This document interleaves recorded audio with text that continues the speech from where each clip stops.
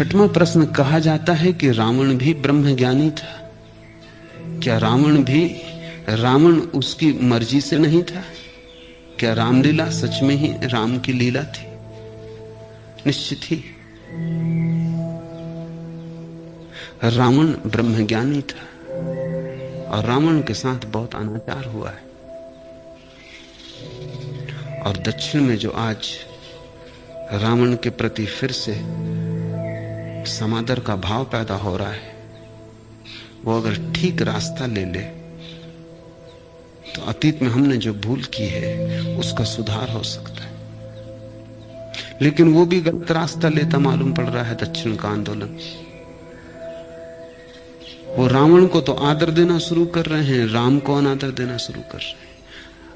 आदमी की मूढ़ता का अंत नहीं, वो अतियों पर डोलता है, वो कभी संतुलित तो हो ही नहीं सकता। यहां तुम रावण को जलाते रहे हो, वहां अब उन्होंने राम को जलाना शुरू किया है। तुमने एक भूल की थी, अब वो दूसरी भूल कर रहे हैं। रावण ब्रह्मज्ञानी था, ये भी परमात्मा की मर्जी थी कि वो ये पार्ट अदा करे। उसने ये भली तरह अदा किया। और कहते हैं जब राम के वाण से वो मरा तो उसने कहा कि मेरी जन्मों जन्मों की आकांक्षा पूरी हुई, राम के हाथों मारा जाऊं।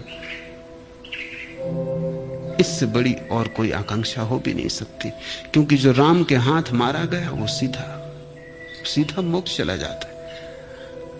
गुरु के हाथ जो मारा गया वो और कहां जाएगा?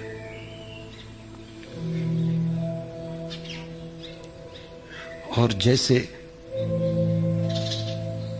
पांडवों को कहा है कृष्ण ने कि मरते हुए भीष्म से जाके धर्म की शिक्षा ले लो, वैसे ही राम ने लक्ष्मण को भेजा है रावण के पास कि वो मर न जाए। वो परम ज्ञानी, उससे कुछ ज्ञान के सूत्र ले आ, उस बहती गंगा से थोड़ा तू भी पानी पी ले।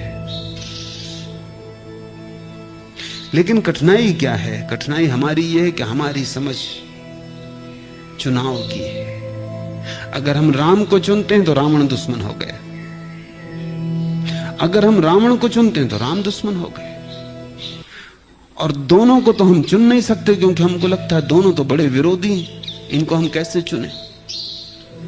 और जो दोनों को चुन ले वही रामलीला का सार समझा, क्योंकि रामलीला अकेली राम की लीला नहीं है, रावण के बिना हो भी नहीं सकती।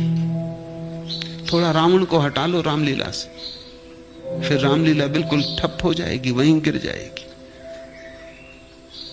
सब सहारे उखड़ जाएंगे। राम खड़े ना हो सकेंगे बिना रावण के। राम को रावण का सहारा है। प्रकाश हो नहीं सकता बिना अंधेरे के, अंधेरा प्रकाश को बड़ा सहारा है। जीवन हो नहीं सकता बिना मृत्यु के, मृत्यु के हाथों पर ही जीवन टिका है। जीवन विपरीत में से चल रहा है, राम और रावण, मृत्यु और जीवन, दोनों विरोध, वस्तुतः विरोधी नहीं है, सहयोगी। और जिसने ऐसा देखा उसी ने समझा कि रामलीला का अर्थ क्या है। तब विरोध नाटक रह जाता है, तब भीतर कोई वैमनस्य नहीं है। न तो राम के मन में कोई वैमनस्य, न रावण के मन में कोई वैमनस्य। और इसलिए तो हमने इस कथा को धार्मिक कहा है। अगर वैमनस्य हो तो कथा नहीं रही, इतिहास हो गया। इस फर्क को भी ठीक से समझ लो, पुराण और इतिहास का यही फर्क है। इतिहास साधारण आदमियों की जीवन घटनाएं, वहां संघर्ष है, विरोध है, वैमनस्य है, दुश्मनी।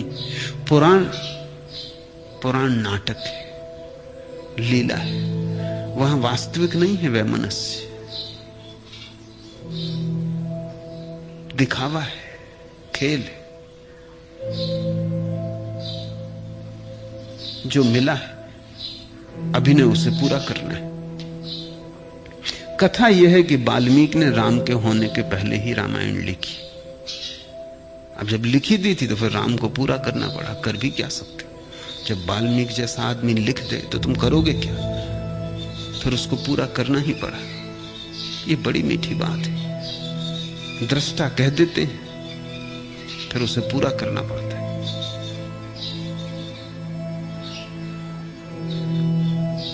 इसका अर्थ कुल इतना ही है जैसे कि नाटक की कथा तो पहले ही लिखी होती है, फिर कथा को पूरा करते हैं नाटक में। नाटक में कथा पैदा नहीं होती, कथा पहले पैदा होती है, फिर कथा के अनुसार नाटक चलता है। क्या किसको कहना है सब तय होता है। जीवन का सारा खेल तय है, क्या होना है तय है। तुम नाहक ही अपना बोझ उठाए चल रहे हो।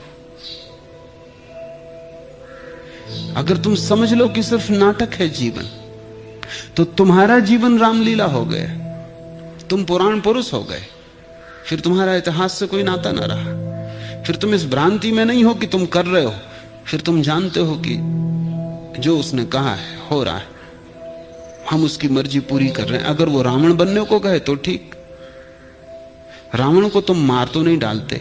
जो आदमी रावण का पाठ करता है रामलीला में, उसको तुम मार तो नहीं डालते कि इसने रावण का पाठ किया, इसको मार डालो।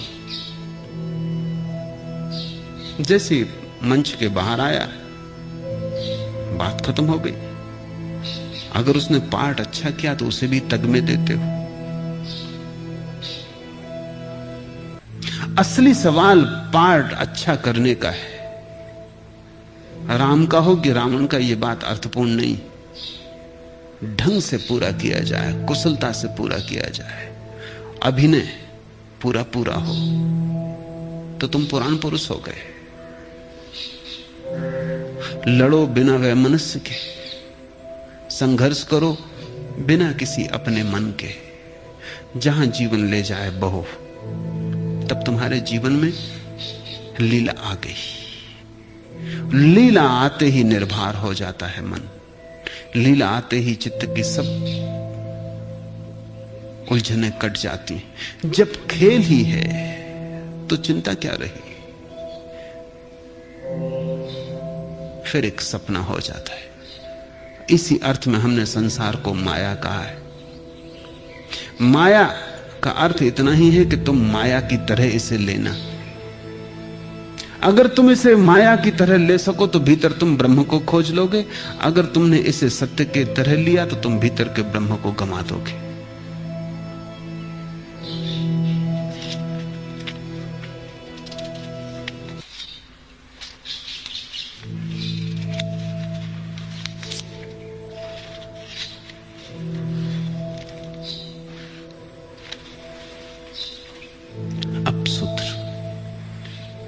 एवं इस अपने अपने स्वाभाविक कर्म में लगा हुआ मनुष्य भगवत प्राप्ति रूप परम सिद्धि को प्राप्त होता है।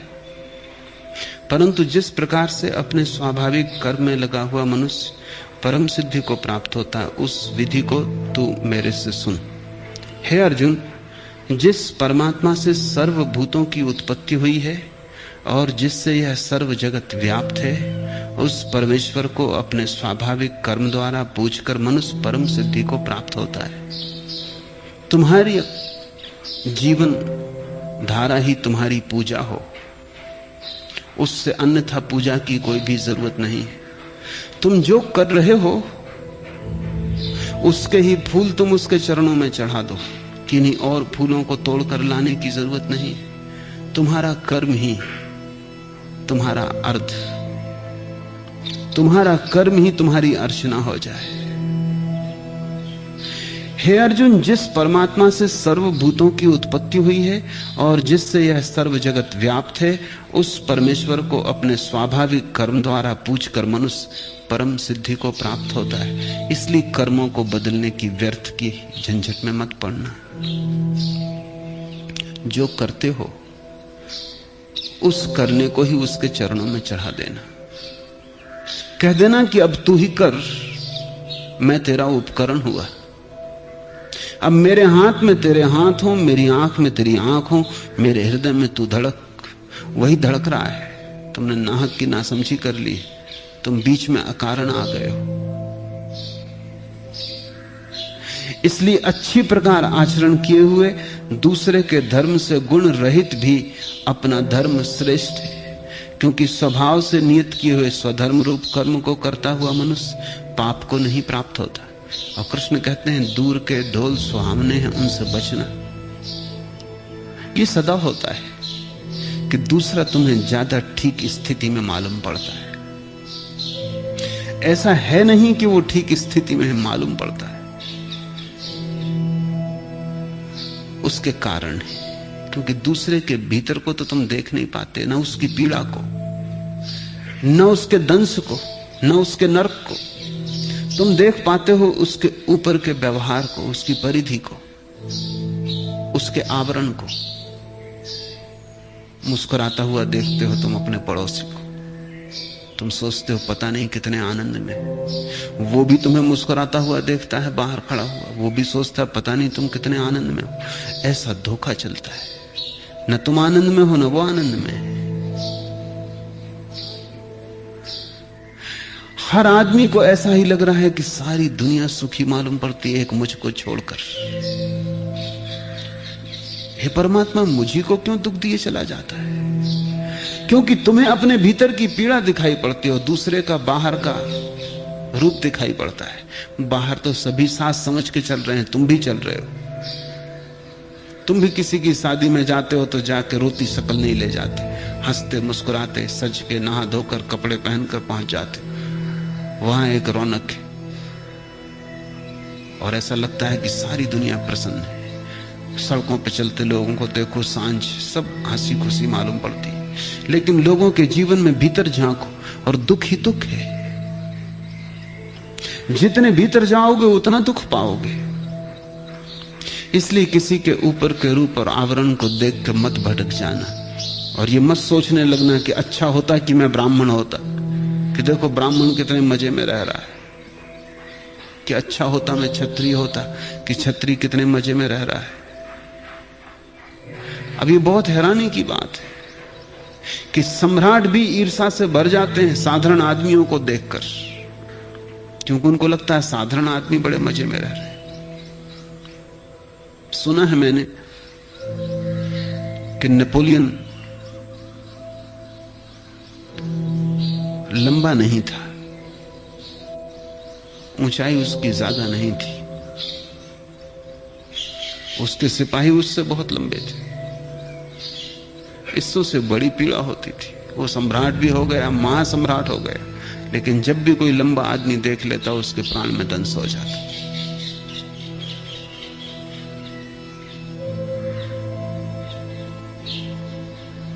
एक दिन वो अपने कमरे में घड़ी को ठीक करना चाहता था, लेकिन घड़ी ऊंची लगी थी और उसका हाथ नहीं पहुंच रहा था।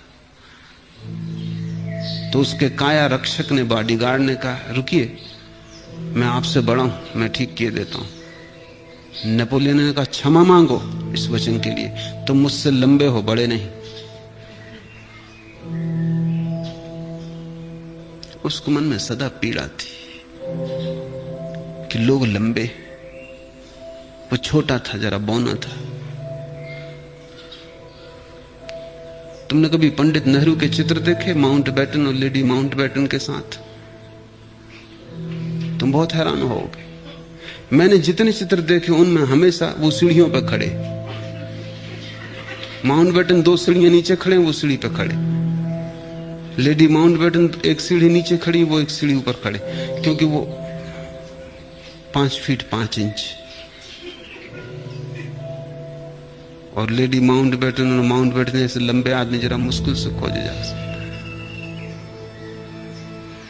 वो अनजाना ही रहा होगा, जान के वो हर बार जब फोटो उतरती है ऐसा खड़े हो जाते हो तो कभी चूक भी जाते। वो अनजाना ही रहा होगा, लेकिन भीतर अचेतन में कहीं कोई बात रही होगी। सम्राट भी राह पे चलते मस्त फकीर को देख के ईर्ष्या से भर जाते कि काश इसकी मस्ती हमारे पास होती। अपने महल में रात उदास विषाद से भरे हुए बाहर किसी भिखमंगे का गीत सुनने लगते और प्राणों में ऐसा होने लगता है काश हम भी इतने स्वतंत्र होते और इस तरह राह पर गीत गाते और कोई चिंता ना होती और वृक्ष के तले सो जाते। अगर ऐसा न होता तो बुद्ध महल छोड़कर ही क्यों आए होते, महावीर ने क्यों महल छोड़े होते? जरूर भिकमंगों की मस्ती से ईर्षा आ गई होगी, नहीं तो जाने का कोई कारण न था। कृष्ण कहते हैं दूसरे से बहुत प्रलोभित मत हो जाना, और अगर तुम अपने ही नियत कर्म में, जो तुमने जन्मों जन्मों में अर्जित किया है, जिसके लिए तुम्हारे संस्कार तैयार हैं, वहां तुम दुखी हो, तो अपरिचित कर्म में तो तुम और भी दुखी हो जाओगे, तुम और भी कष्ट पाओगे, क्योंकि उसके तो तुम आदि भी नहीं हो। इसलिए अपने स्वाभाविक कर्म और आचरण में रहते हुए, उस कर्म को नियत मानकर करते हुए, परमात्मा की मर्जी है ऐसा जानते हुए, व्यक्ति स्वधर्म को प्राप्त हो जाता है, पाप से मुक्त हो जाता है। अतएव हे कुंती पुत्र, दोष युक्त भी स्वाभाविक कर्म को नहीं त्यागना चाहिए। और कभी ऐसा भी लगे कि ये कर्म तो दोष युक्त है, तो भी इसे मत त्यागना, क्योंकि धुएं से अग्नि के सदृश सभी कर्म किसी न किसी दोष से आवृत। ये बड़ी महत्वपूर्ण बात है। तुम ऐसा तो कोई कर्म खोज ही ना सकोगे जिसमें दोष ना हो। अगर तुम दोष ही खोजने गए तो तुम कुछ भी ना कर पाओगे, तुम दोष भी ना खोज पाओगे, क्योंकि वो खोज में भी कई दोष होंगे। सांस लेने तक में हिंसा हो रही है, तो करोगे क्या? कृष्ण कहते हैं अगर तुम बधिक के घर में पैदा हुए हो और हत्या ही तुम्हारा काम है, तो भी तुम मत घबराना, तुम इसको भी परमात्मा की मर्जी मानना, तुम चुपचाप किए जाना उसको ही सौंप कर। तुम अपने ऊपर जुम्मा मत लेना, तुम कर्ता मत बनना, फिर कोई कर्म तुम्हें नहीं घेरता है। और तुम ये मत सोचना कि ये पाप पुण्य कर्म है इसे छोड़ूं, कोई ऐसा पुण्य कर्म करूं जिसमें पाप ना हो। ऐसा कोई कर्म नहीं। क्या कर्म करोगे जिसमें पाप ना हो? यहां तो हाथ हिलाते भी पाप हो जाता है, सांस लेते भी प्राणी मर जाते हैं। तुम जियोगे तो पाप होगा, चलोगे तो पाप होगा, उठोगे बैठोगे तो पाप होगा। और अगर इस सब से तुम सिकुड़ने लगे तो तुम पाओगे कि जीवन एक बड़ी दुविधा हो गई।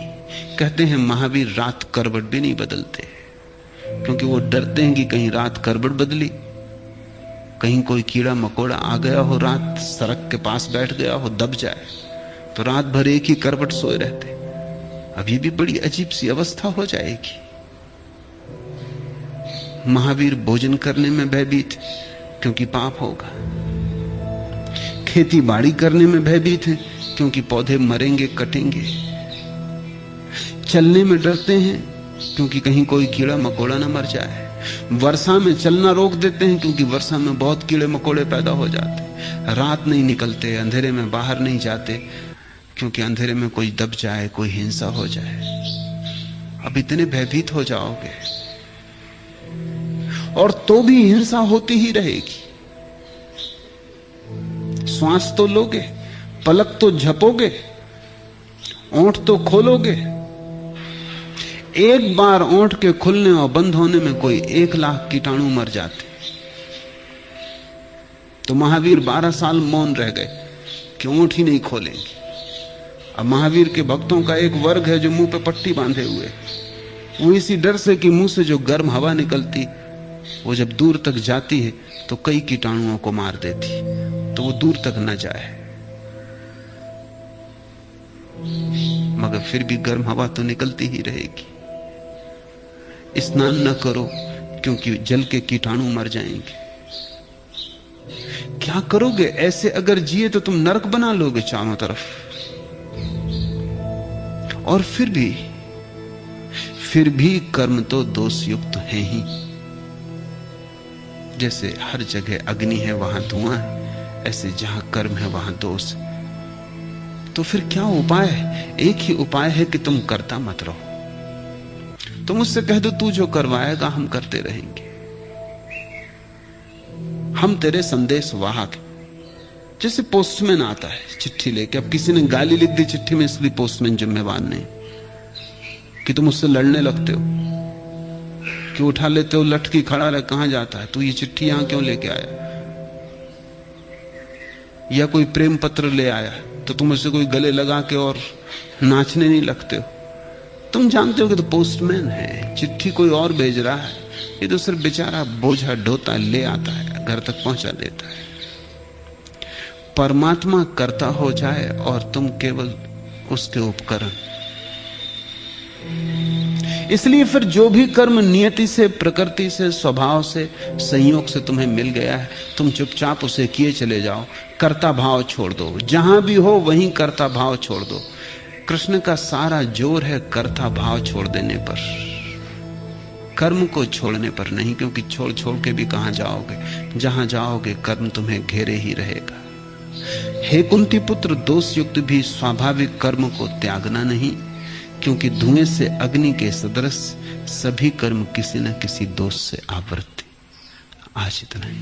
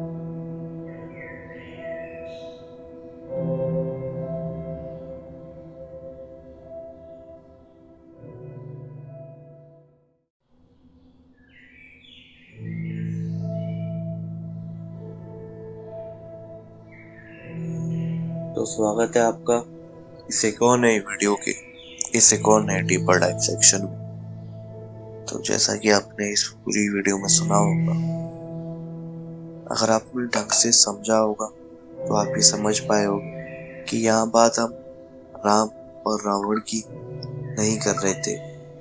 यहाँ हम बात कर रहे थे दो पर्सनैलिटीज की जो हमारे सामने आती हैं जब हम रामायण का उल्लेख करते हैं। वो दो पर्सनैलिटी जो कहने को कही जा सकती है मेन कैरेक्टर की तरह की तरीके से आप उनको देख सकते हैं।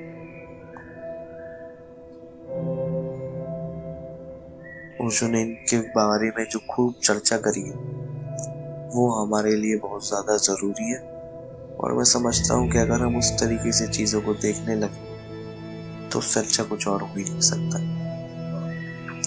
हम भी चर्चा करेंगे उसी बातों पर, लेकिन उससे पहले मैं कुछ आपको जानकारी है जो देना चाहता हूँ। सबसे पहली जानकारी है कि जो भी भाई बंधु हमारे ये चैनल पहली बार देख रहे हैं, तो मैं आपके बताना चाहूँगा कि मैं वही थिंक योर सेल्फ हूँ जो हम पहले थिंक योर सेल्फ के नाम से वीडियोस अपलोड करते थे। लेकिन आप जानते हो कि इन वीडियोस के पीछे कितनी ज़्यादा दिक्कतें होती हैं, तो उन्हीं में से एक दिक्कत के हम शिकार हुए। इस कारण वो चैनल अभी कहा जा सकता है कि प्रॉब्लम्स में। कोशिशें जारी है, अगर कुछ हो पाता है तो हम आपको ज़रूर बताएंगे। जब तक बहरहाल हम इसी चैनल पर आपके साथ हैं, लेकिन आप लोग इस चैनल को इतना सपोर्ट कर नहीं रहे हो जितना मेरे को प्यार वहाँ मिलता था। लेकिन मुझे उम्मीद है आप लोग धीरे धीरे हमारे साथ यहाँ भी जुड़ जाएंगे। तो जो लोग देखते हैं मेरी, उनसे है कि इसको शेयर करो, क्योंकि लोगों को पता नहीं है ज़्यादा कि वो ही सेम है। मैं सेम नेम यूज नहीं कर सकता, वरना मैं कर लेता तो लोगों को आइडिया हो जाता। तो प्लीज़ जितना ज़्यादा हो सके इसको शेयर करो।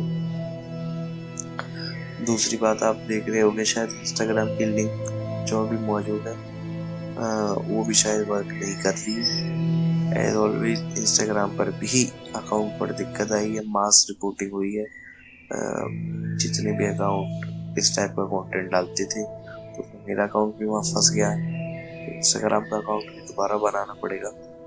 तो शायद इस वीडियो में मैं वो लिंक अपडेट कर दूंगा। जैसे ही अपडेट करूंगा मैं उसका पोस्ट भी डाल दूंगा, तो आप लोग सब्सक्राइब भी कर दें शेयर भी कर दें और प्लीज़ पूरा पूरा सपोर्ट दें आप लोगों का। आप लोगों का सपोर्ट ही है और आप लोगों का वो प्यार ही है जो मुझे ड्राइव करता है। इसमें और कुछ ज़्यादा इतनी बड़ी मोटिवेशन नहीं आती। सबसे बड़ी मोटिवेशन तो यही रहती है हमारी कि शायद किसी की मदद हो जाए। शायद कोई ऐसी रैंडम यूट्यूब स्क्रॉल कर रहा हो अपनी किसी परेशानी को लेकर, कुछ भी परेशान हो, गर्लफ्रेंड, पैसे, फैमिली, दिक्कत, कुछ भी हो, और उसे एक साथ कोई हमारी वीडियो दिखे, वो उसे सुने और वो सोचे कि यार जिंदगी इतनी बुरी भी नहीं है, पर्सपेक्टिव बहुत हो सकते हैं। बस एक ये पर मेन मोटिवेशन तो यही है। बाकी आप लोग प्यार दिखाएं। कुछ आपके सुझाव हो कमेंट्स में जरूर बताएं। किस टॉपिक पर आप वीडियो अगली सुनना चाहते हैं वो जरूर बताएं। तो चलिए शुरू करते हैं हम अपने इस डीपर डाइव सेक्शन को।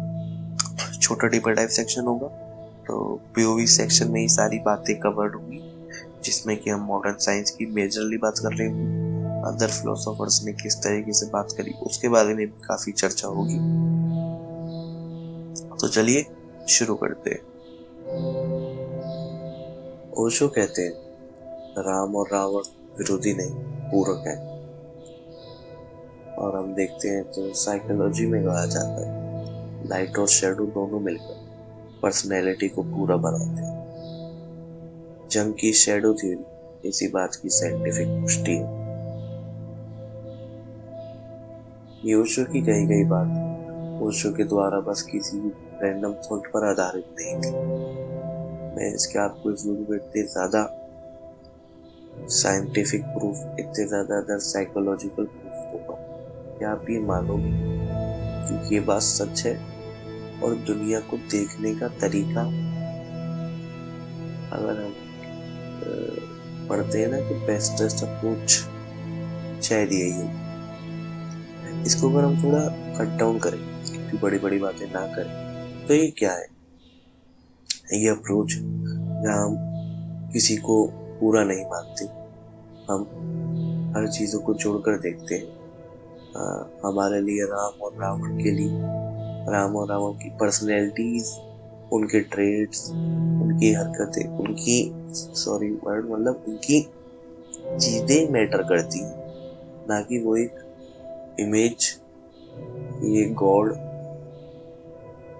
डेमन, विलन, हीरो वाली कैसी तरीके से हमारी नॉर्मल लाइफ नहीं होनी चाहिए। ये बहुत सिंपली, अगर मैं इसको और सिंपली बोलने की कोशिश करूँ, जस्ट के दुनिया बाइनरी में नहीं चलती है, जिसमें हम सब ने बाइनरी जो नहीं समझ पाया, बाइनरी होती है, उसमें दो आउटपुट होते हैं, 0 या 1। तो उसमें और कुछ आउटपुट नहीं निकलता, इनपुट भी कुछ और नहीं जाता। बाइनरी में इनपुट भी 0 जाता है, 0 या 1, आउटपुट भी बस इनपुट जाता है, 0 या 1। तो 90% से ज्यादा लोगों की सोच यहाँ पर बाइनरी वाली है। वो या तो सपोर्ट करेंगे या अगेंस्ट में जाएंगे। किसी भी आप टॉपिक पर ले लो, पॉलिटिकल पार्टीज आज के टाइम पर आप देख रहे होगे, बहुत एक यंग जनरेशन, उससे थोड़ी पिछली जनरेशन, बिफोर 2000 वाली जनरेशन, और उनके फिर पेरेंट्स वाली जनरेशन के बीच में आजकल बहुत क्लैशेज आप देख रहे होंगे, सोशल मीडिया पे आप पढ़ते होंगे, जहाँ वहाँ बेसिक कॉन्सेप्ट ही बस ये आता है। आजकल की यंग पीढ़ी ने, जो लोग समझते हैं और जो लोग अपना दिमाग लगाना चाहते हैं, वो ये बात समझ चुके हैं काफी हद तक कि ना कोई पूरी तरीके से सही है और ना ही कोई पूरी तरीके से गलत है। और हमारा काम उनकी गलती और उनकी अच्छाई को देखकर उनसे प्यार और नफरत करना नहीं है। हमारा काम है उनसे सीखना। हमारा काम है रावण की उन चीजों से सीखना जो उसके पास सबसे अलग थी, जो उसके ध्यान और उसकी बातें थी, वो हमें उससे सीखनी चाहिए। हम अगर कोई ऐसी पर्सनैलिटी है तो हम उसको डिफेम करने की कोशिश करते हैं। डिफेम तो चलो, ये तो एक नेगेटिव रिटन पर्सनैलिटी होगी आप लोगों के सामने। मैं कहता हूँ आप ओशो की भी बात करो, कि ओशो ने तो ये करा था और ये करा था। किसी से भी आप अपने नोन से बात करो कि मैं ओशो को सुनता हूँ और ओशो तो ये कहते हैं वो कहते हैं, जब उनको आपकी बात सही लगेगी, पता है उनका अगला पॉइंट क्या होगा? अबे ये तो वो था, अच्छा हाँ सुना है हमने इसके बारे में, ये तो संभोग उन सबकी बातें करता था और ये हुआ तो वो हुआ था। अरे मैं बात कर रहा हूँ धर्म पे, ओशो ने क्या कहा? तुम लोग कह रहे हो कि ये तो इसमें तो वो सब करता था वो सब करता था, इसमें तो ये आरोप है वो आरोप है। तो लोगों को बस नेगेटिविटी ढूंढनी थी, उनको बस चाहिए कि कोई एक ऐसा पॉइंट जिससे वो बात ना सुने, जिससे वो सच से दूर बात। ओशो ने सच कहा है, उन्होंने बहुत सारी बातें जो की त्यों कह दी है। अब जो की त्यों कह देना आसान बात नहीं होती, और ये बात उनको भी पता है, उन्होंने खुद इतनी बार बोला कि मेरा समाज कभी स्वीकार नहीं करेगा।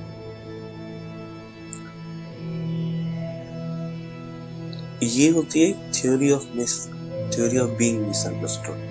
अगर आप 999 लोगों से एक अलग सोच रखते हो, सोचो आपके सामने, खुद प्रैक्टिकली सोचो, मैं तो 999 बोल दिया, मैं कहता हूँ आपके सामने 10 लोगों की भीड़ है और आप दूसरी तरफ अकेले हो।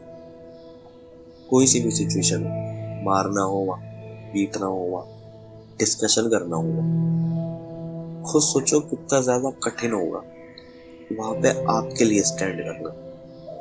वहां मैटर ही नहीं करेगा कि आप सही है गलत, सही गलत से बात दूर चली जाती है। वहां बस बात हो जाती है क्या लोग कह रहे हैं और क्या मैं कह रहा हूँ। जहाँ लोगों की समझ आपस में जुड़ती है, वो बात फैल जाती है। जिस बात पर लोगों की समझ नहीं होती या जिस बात को लोग समझना नहीं चाहते, वो बात नहीं फैलती। क्यों? क्योंकि हम ऑपरेट करते हैं नेटवर्क से। हमको यही लगता है कि अगर फलाने के लिए ये बात सही बोली तो सही होगी, फलाने ने गलत बोली तो गलत होगी। ये कभी नहीं सोचना चाहते कि क्यों उसने बोला होगा और क्यों इसको ये बात सही लग रही है, या और कि क्या सच में बस यही बात सही है। अगर हम ये 3 क्वेश्चंस उठाने लगे अपनी हर एक बात पर, तो शायद हम ये बाइनरीज में जीना अपने आप छोड़ देंगे। क्योंकि जब हम क्वेश्चंस उठाना शुरू करते हैं तो हमको समझ में आता है कि एक सिंपैथी क्रिएट होती है हमारे अंदर जैसे जैसे हमारी समझ बढ़ती, एक एम्पैथी क्रिएट होती है हमारे अंदर जैसे जैसे समझ बढ़ती। तो हम समझ पाते हैं हर किसी के हर तरीके के पर्सपेक्टिव। अगर किसी ने आपके साथ कुछ XYZ चीज करी, मैं कहता हूँ कि चलो एक हम मोस्ट कॉमन टॉपिक आजकल की जनरेशन पर उठाते हैं कि धोखा दे दिया। एक तो होती है देखो प्योर बेस चीटिंग के, उसका आप कह लो किसी का नेचर था या उस तरीके से आप देख लो। बट अगर आप देखो, मैं बहुत एक जनरल एग्जांपल लेके बात कर रहा हूँ, बहुत ही यूनिक एग्जांपल है, लेकिन जस्ट आप लोग समझ, मतलब हम लोगों की जनरेशन को सबसे ज्यादा जो कैची लगता है उसी को, कि आप देखो तो बहुत सारे पर्सपेक्टिव्स हो सकते हैं अगर देखा जाए तो। शायद कुछ एक किसी आदमी ने वो करा ना कि वो करना चाहता था, बस उसकी धीरे धीरे पर्सनैलिटी ऐसी बन गई। तो अब देखो इंटेंशन और बिहेवियर दोनों अलग अलग चीजें, तो हमको इन चीजों पर ध्यान देना ज्यादा मेरे हिसाब से महत्वपूर्ण रहता है। जितना ज्यादा हम इन चीजों पर ध्यान देंगे तो उतना ही ज्यादा हमारे लिए वो चीज सामने आ जाती है। मैं आपको इसी के रिगार्डिंग अगर कुछ वो बताऊं तो मैं आपको बताता हूँ मॉरल लक। एक ये थ्योरी थी जो दी थी हमको थॉमस नेगल और बेरेंट विलियम्स। ये थ्योरी बताती है कि मनुष्य की नैतिकता भी लक और सर्कमस्टेंसेस से प्रभावित होती है। कोई भी कर्म परफेक्ट नहीं हो सकता। ओशो धुएं से युक्त अग्नि की तरफ सभी कर्म दोषयुक्त है।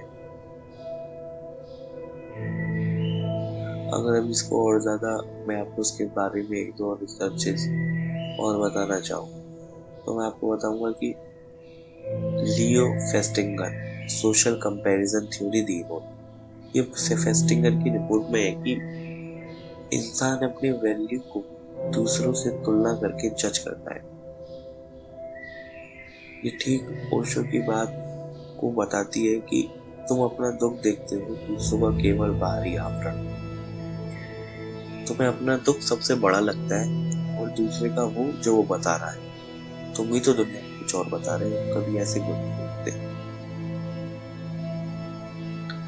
इसके बारे में मैं आपको और बताना चाहूँ तो मैं बताता हूँ कि गॉफमैन, एरविंग गॉफमैन की एक theory, the presentation of self, ये कहती है कि हम रोज रोल्स प्ले करते हैं जैसे एक्टर्स।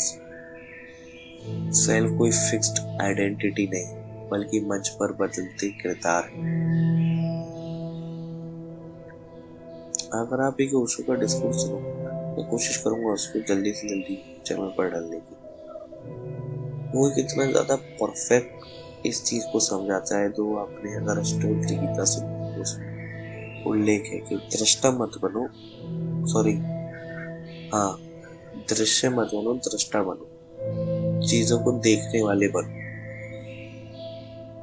उसका सबसे बेस्ट तरीका एक वीडियो में उसने बताया था, मेरे को एग्जैक्टली याद नहीं आ रही, बट वो मेरी सुनी हुई है, मैं कोशिश करूंगा उसमें मतलब तरीका ये था कि मैं आपको अपने शब्द में बताने की कोशिश करता हूँ कि अपने आप को बस एक दिन के लिए ऐसे सोचो कि एक सामने पिक्चर चल रही है, बहुत बड़ा आपका फेवरेट एक थिएटर, और आप उस थिएटर में अकेले हो, आप बैठे हुए हो और आप अपने आप को क्या कहते हैं उसके स्क्रीन पर, अपने आप को उस बड़ी स्क्रीन पर देख पा रहे हो।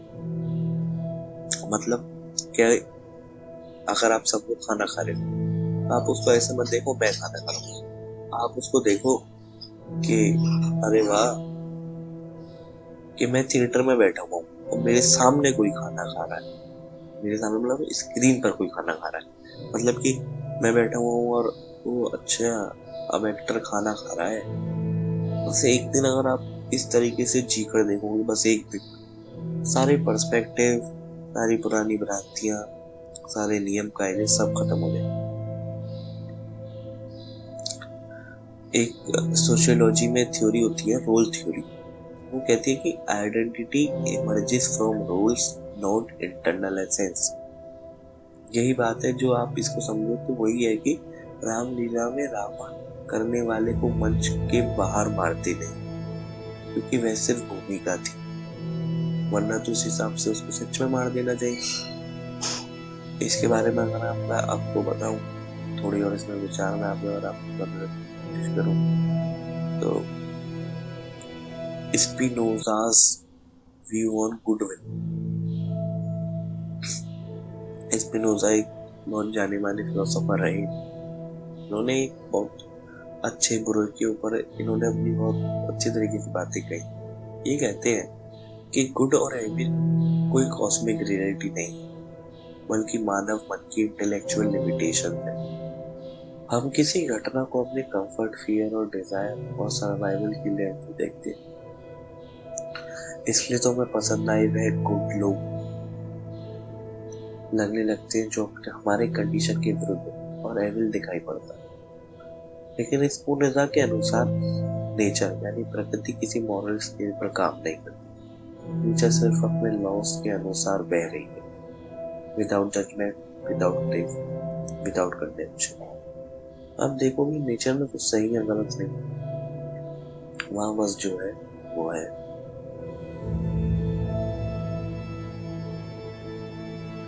इसके बारे में मैं आपको कुछ और फिलोसफी के बारे में बताऊं तो लाओत्से कहते हैं कि तत्ववाद के संत लाओत्से ने कहा है दुनिया विपरीतों के संतुलन पर टिकी है, एक दूसरे के बिना सब है। जैसे रात बिना दिन नहीं, अंधेरे बिना प्रकाश नहीं, वैसे ही राम बिना रावण नहीं और रावण बिना राम नहीं। रावण हटा दो, अब रामलीला से बचता क्या है? कुछ नहीं। लाओत्से की दृष्टि में संसार जो कुछ विरोध प्रतीत होता है वह गहरे स्तर पर सहयोग। यही बात ओशो ने कही कि जो आपके सामने विरोध में दिख रहा है, असलियत में अगर वो ना हो तो जो आपके सामने सहयोग में है उसका होना, उसके एग्जिस्टेंस पर सवाल उठ सकता है। सिंपली इसको समझा जाए तो यही लाओत्से के यिन यांग का सिद्धांत है। कि दोनों मिलकर एक ही ताव बनाते हैं, दोनों मिलकर एक ही पर्सपेक्टिव पूरा करते हैं। अगर रात नहीं तो हमें पता कैसे चलेगा कि ये दिन है?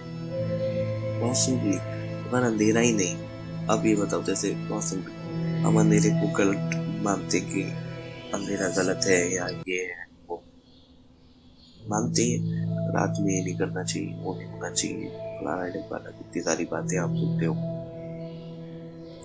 बहुत सिंपली मैं आपसे एक बात पूछूं कि अगर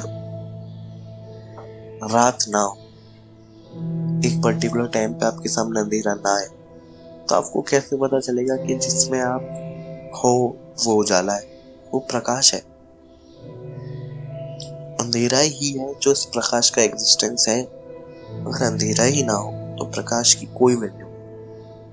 आपको नहीं पता चलेगा कि ये कुछ है। आप दिन में ही सोओगे, दिन में ही उठोगे और आपके लिए कुछ ही सिग्निफिकेंस नहीं रखेगा कि सुबह उठकर कुछ करूंगा। आपके लिए सुबह, दिन, उजाले का मतलब खत्म हो जाएगा। सोचो, तो वो हमारे सामने जो दुनिया के लिए नेगेटिव्स हैं, वो कितने ज्यादा जरूरी है। अगर वो ना हो तो जो दुनिया के पॉजिटिव्स हैं, वो खुद दुनिया उन पर सवाल उठाएगी। सवाल क्या, एग्जिस्टेंस ही नहीं समझ पाएगी। फिर दुनिया के नियम तो इस तरीके से चलते हैं। इसी पर मैं आपको बताऊं तो शंकराचार्य ने कहा था कि ये दुनिया एक नाटक की तरह है, एक विशाल माया जो वास्तविक नहीं बल्कि प्रतिबिंब है। जो व्यक्ति इस माया को सच मानकर चलता है, वह संघर्ष, द्वंद, पाप, पुण्य, छोटा बड़ा जैसी धारणाओं में फंसा रहता है। लेकिन जो ब्रह्म ज्ञान को जान लेता है, उसको पता चलता है कि जीवन कट रहा है, मैं करता नहीं, लेकिन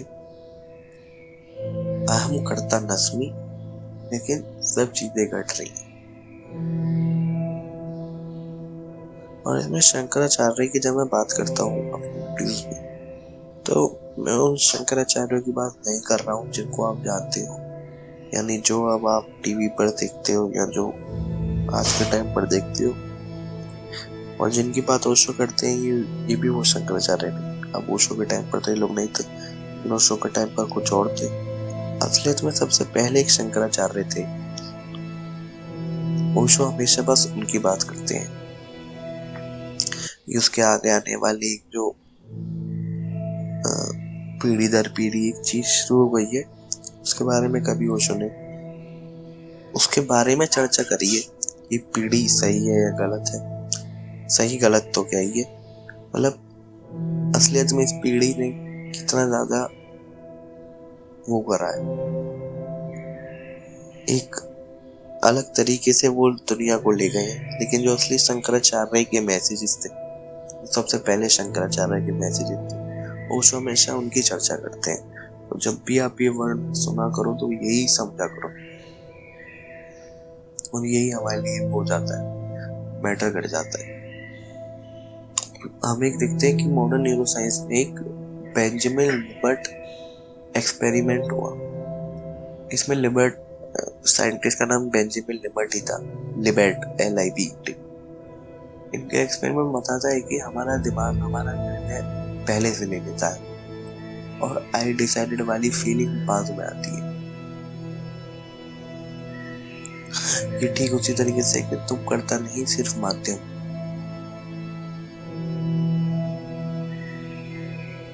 हार्वर्ड की एक और रिसर्च के बारे में बताऊं तो मैं आपको डैनियल वेगनर ने दिखाया है कि फ्री विल का अनुभव एक साइकोलॉजिकल कंस्ट्रक्शन।